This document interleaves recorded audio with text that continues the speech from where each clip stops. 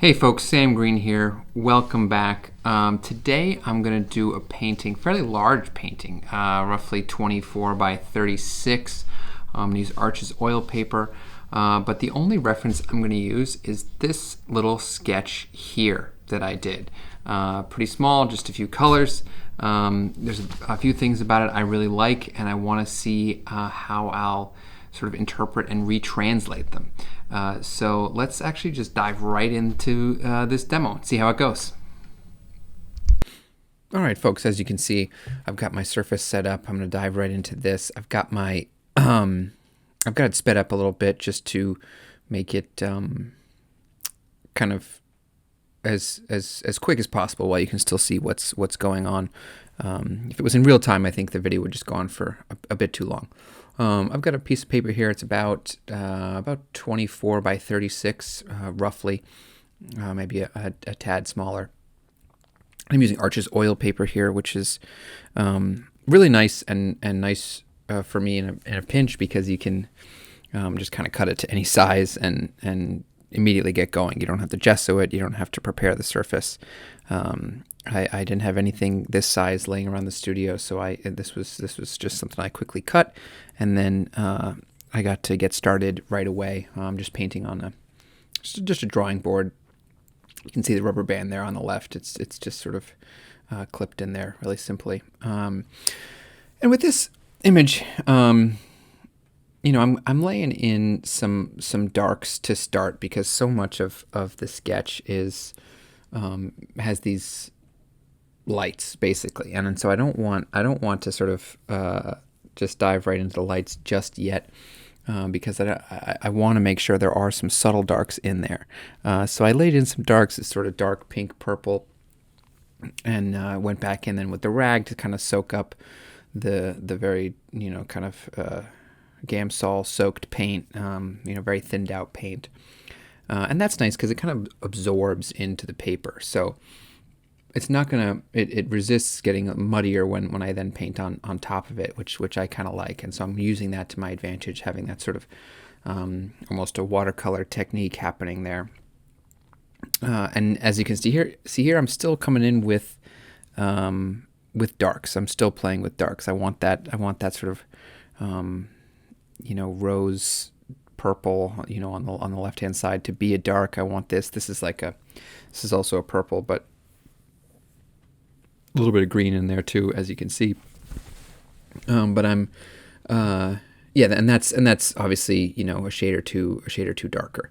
Again, I want to make sure that there are going to be some subtle darks kind of shining through in this piece that's so in light. It's so red, it's so kind of bright, and I want to make sure that I have some dark colors in there to activate those brights, which is why I'm starting there. In addition, I mentioned watercolor earlier, and I think that when you have this Arches oil paper, it really soaks in. I think that it's a good way to kind of get a first layer on.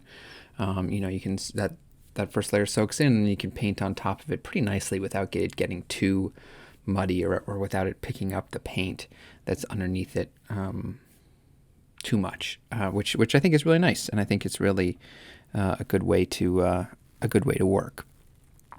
It's kind of interesting because typically I don't work this way where I obviously love the red in this sketch here, and I'm purposely holding back on that. I usually like to dive right into what it is that I'm thinking about and what it is that I'm looking for, but I'm doing these sort of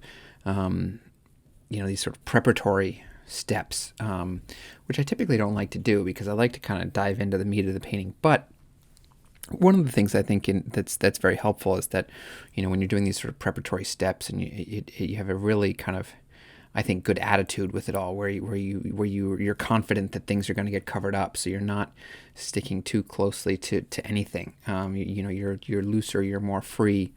You don't worry too much about the specific color or even value, for that matter, as you build this composition on the page, which is really fun.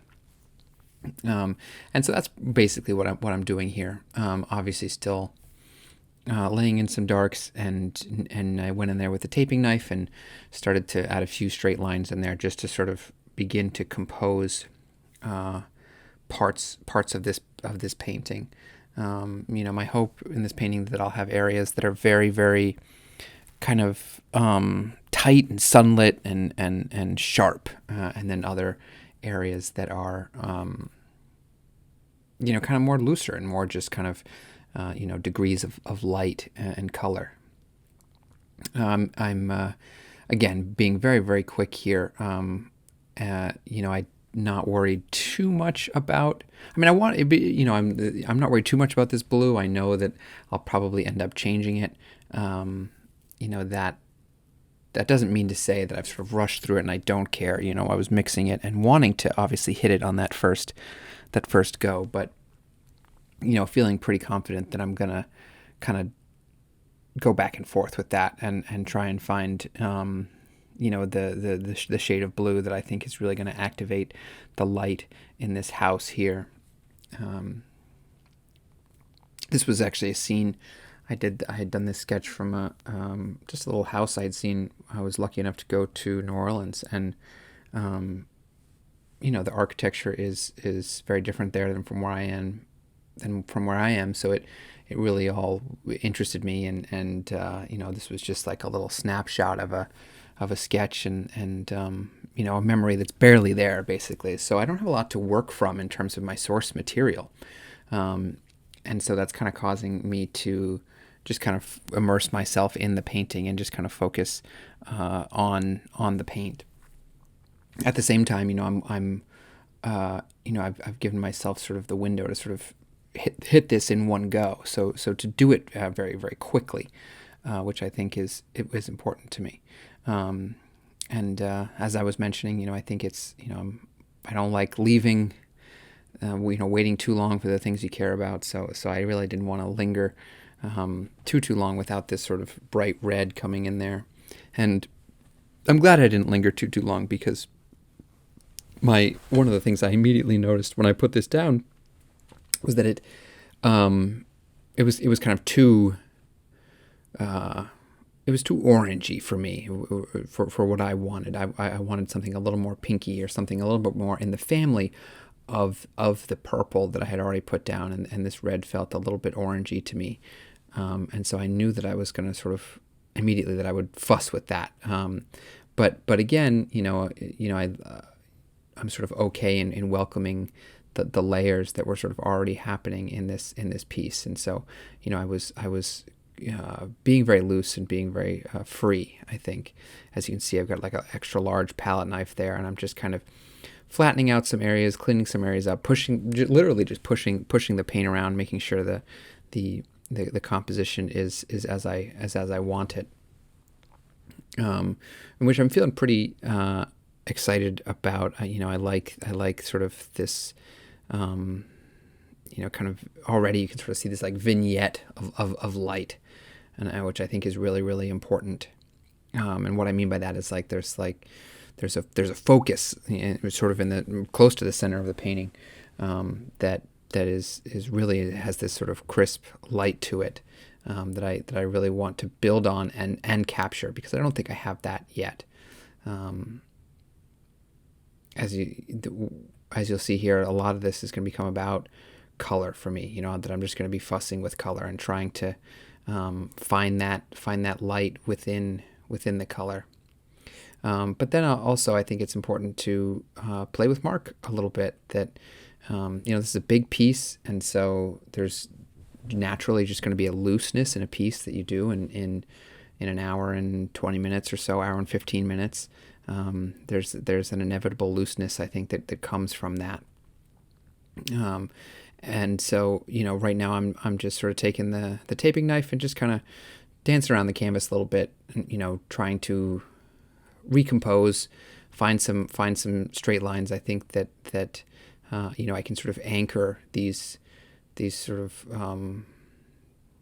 kind of moments of light that aren't totally clear. I think you can use line in there to sort of ground yourself a little bit more. And so, at this stage, I have the composition that I like. I like sort of this red heavy side. I like this sort of little peekaboo moment of, seeing the sky and even the tree to the right hand side of it.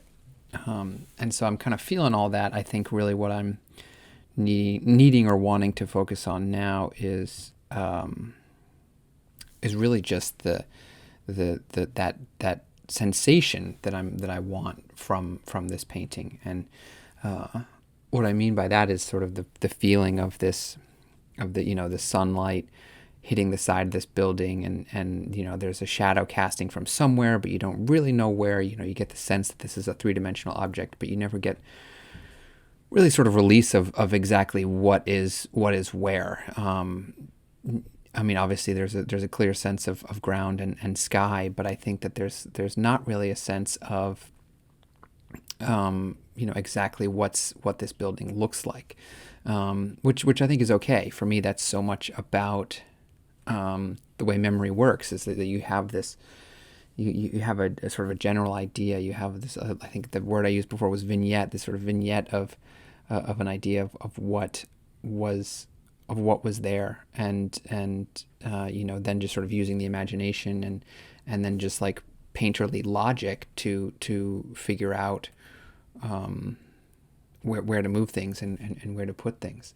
It's a really kind of freeing thing, because you can use your painterly logic to adapt what you want and change what you want, and you're not sort of wedded to any one thing. You get to focus more on the painting, and I'm not really wedded to anything at this point. Not the sketch, not the photo. That I'm really just, I get to focus on in this instance color, which is really fun for me.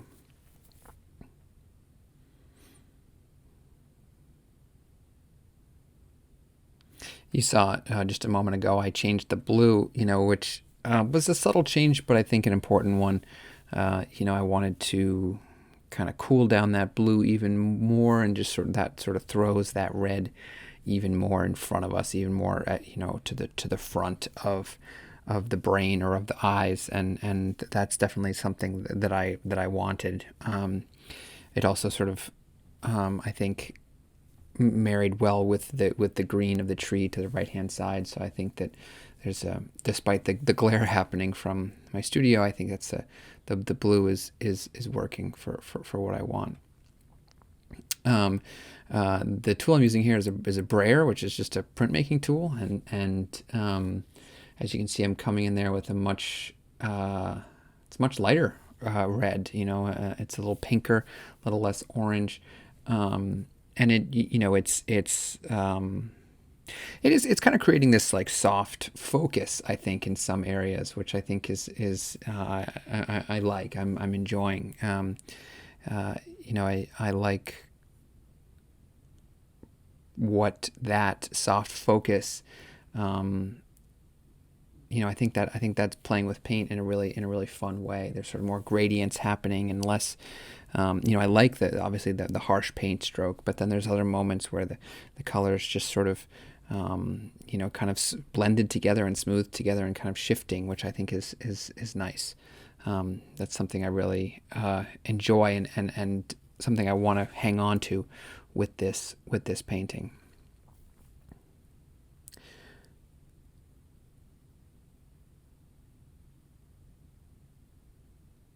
The brayer is it's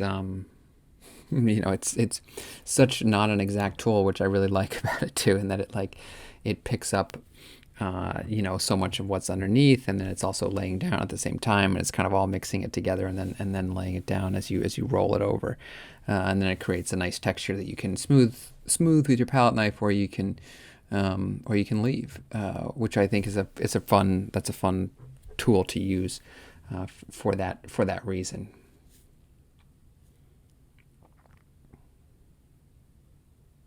So at this stage, one of the things I think that's pretty important to note is that, I am obviously I'm speeding up this video, but the painting is I probably don't know it yet, but it's about halfway through, and so I'm confident with what I have here. I like with what I have here. I think there's enough to play with. I think I'm feeling that sense of light. I like the colors that I have in it. It's a nice sort of balance of colors, but I am wanting to sort of push the clarity and maybe introduce a few other structures, a few other characters into this painting, because I feel like right now it's kind of about one moment, and I think that I don't really want it to be just about one. I want to be able to sort of move around and sort of find maybe more unexpected moments in there as well.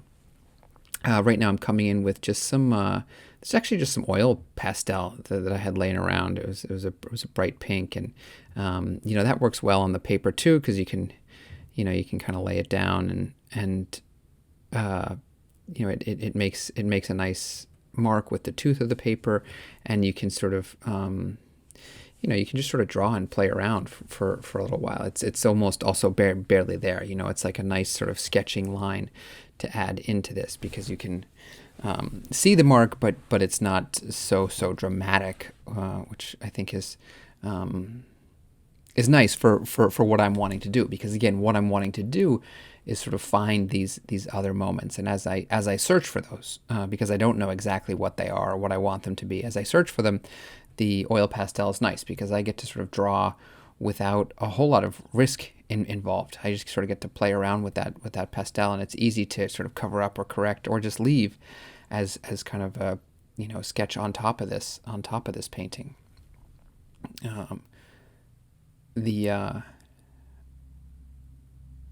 I knew it was going to be important to put in windows, because I wanted some other languages. So much of this painting is sort of in this like blocky color, or with the brayer there's some sort of faded out color, but I really wanted to introduce a new language.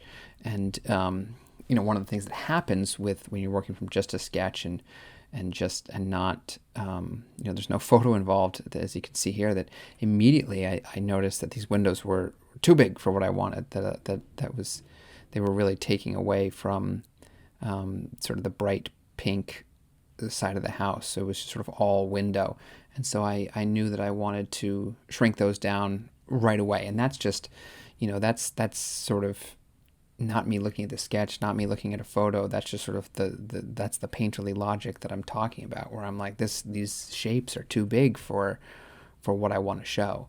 And so I knew almost immediately that I had to shrink those way down. And then also that I in the first go around with those, I felt like they were too prominent. I felt like they were um, too concrete, in a painting that really almost has nothing that is concrete. And so I really kind of stepped those back quite a bit. I'll go into them a little bit more than what you see here, but not too much. I'll add a little bit of like a lighter, um, a lighter pink to the windows, less, not quite as so saturated as that of the side of the house. And again, wanting to just barely kind of show these being there.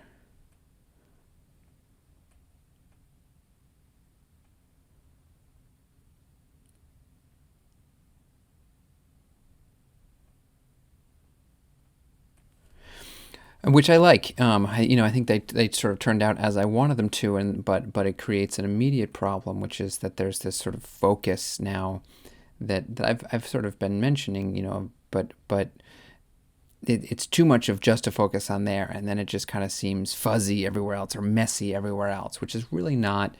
Um, I don't want to neglect other parts of the painting. I want it all to be working together. And so I had a little bit of white in the sketch that I wasn't sure I was going to bring in, but then I started to lay it in, and again, that started to move the eye back around. You got less locked into those windows, that then you find the windows rather than just immediately looking at the windows. And that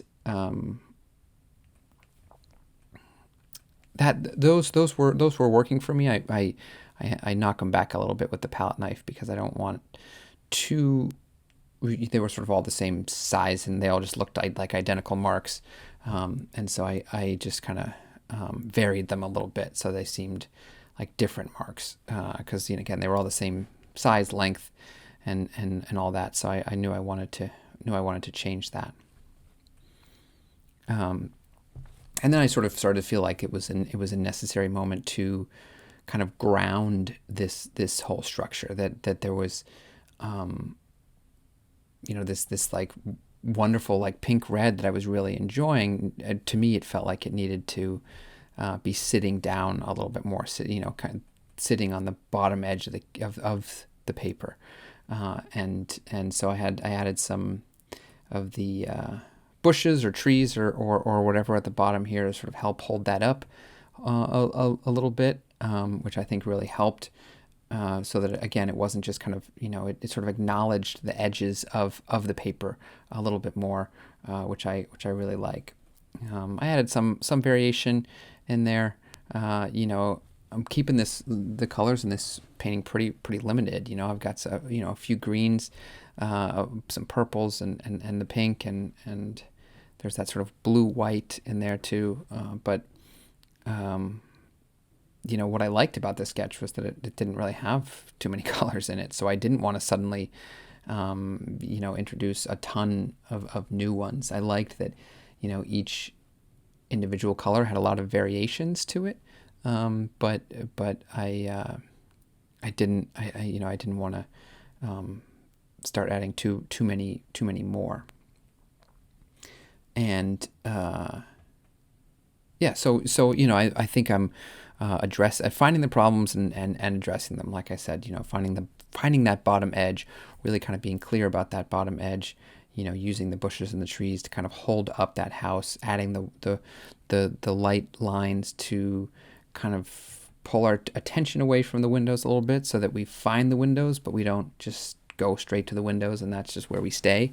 So there's a nice sort of competition, I think, happening there in a really nice way. But I'm wanting to kind of go in a little bit more and depict a little bit more of a sense of light, and so I'm adding a really subtle line here, which is really hard to show on camera.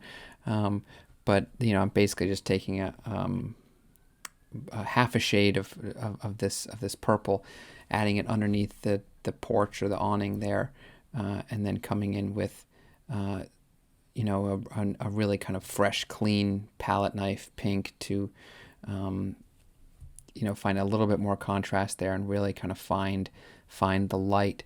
And as you can see, that moment is a big one where it really you start to get a feel of that sunlight. And I'm making sort of minuscule changes in the color, but adding a little something that's a little bit darker, and then something that's a little bit brighter.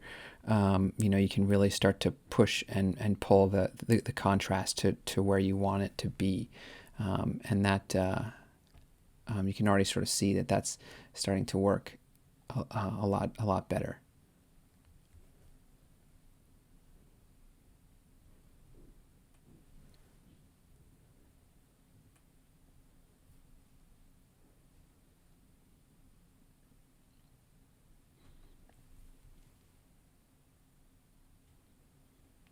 Again, these are not major color changes, but that little bit goes a long way.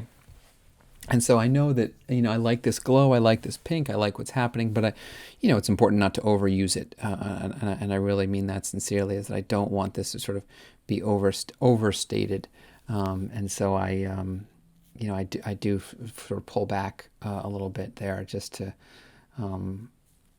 not sort of take all the red into this sort of hyper pink place. Just kind of cleaning up some of my palette knife marks there.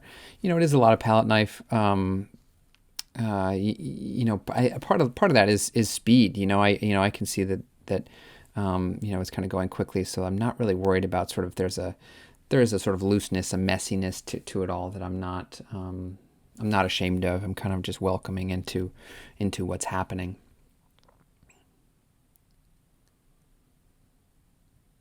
I wanted to carry a little bit of that pink over into the right-hand side to show that there was something else going on there. Again, I have no idea what that something else is. I have no memory of what was back there, and there isn't really anything in the sketch to imply that what was going on back there. But just I can just sort of play with that compositionally, which I think is really nice. And bring in just a few more marks of drawing from that pink pastel, just to play around a little bit, see if there's anything else that I want to say. I'm sort of feeling me sort of rounding the bend on this. There's a couple more things that I know I want to do, but just kind of making sure that there isn't any other language that I want to find. One of the things that you may have noticed is that I laid in that roof the first time, and then I made it a little bit lighter, and I'm actually going to make it a little bit lighter one more time because I realized that I wanted that to obviously be a dark and have that just compositionally be a dark moment, but I also wanted it to feel like it was also kind of sunlit and in the sun, and so I came in there with just a little bit of a lighter brown. I mean, it's very much in the family of all the other colors that are here. I think I kind of like these sort of all this like analogous colors that are all happening together, and so it's sort of a purpley brown red I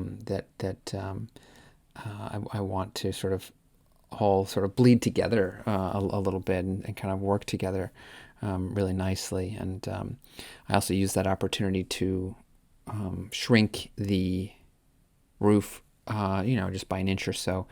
I felt like it was a little too much dark, and so I sort of brought the sky down and got to play with that a little bit. Again, that's a nice moment where I'm just making this decision based on what I want for the painting, not based on what I think based on what the photo says or based on what the sketch says or anything. I'm looking at the painting at this point and thinking, I just want to shrink that shape down a little bit.